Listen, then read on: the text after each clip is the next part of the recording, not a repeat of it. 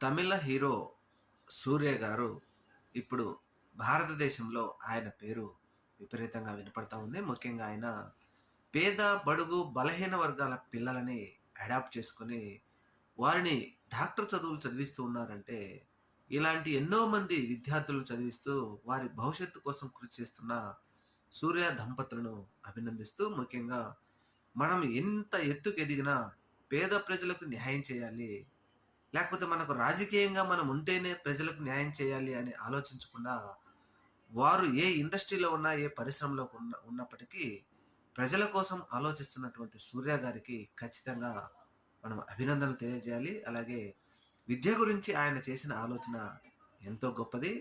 అలాగే ఆంధ్రప్రదేశ్ రాష్ట్రంలో మాజీ ముఖ్యమంత్రి వైఎస్ఆర్‌సీపీ పార్టీ అధినేత వైఎస్ జగన్మోహన్ రెడ్డి గారు కూడా అప్పట్లో పేద, బడుగు, బలహీన వర్గాల పిల్లలు ఇంగ్లీష్ మీడియం విద్య చదవాలి. ఆ పిల్లలు ఉన్నత శిఖరాలకు ఎదిగితే, ఆ కుటుంబాలు పేదరికం నుంచి బయటపడతాయని ఆలోచించిన వ్యక్తి జగన్మోహన్ రెడ్డి గారు. ఈ జగన్మోహన్ రెడ్డి గారి సన్నిహితుడు, స్నేహితుడే తమిళ హీరో 'సూర్య'.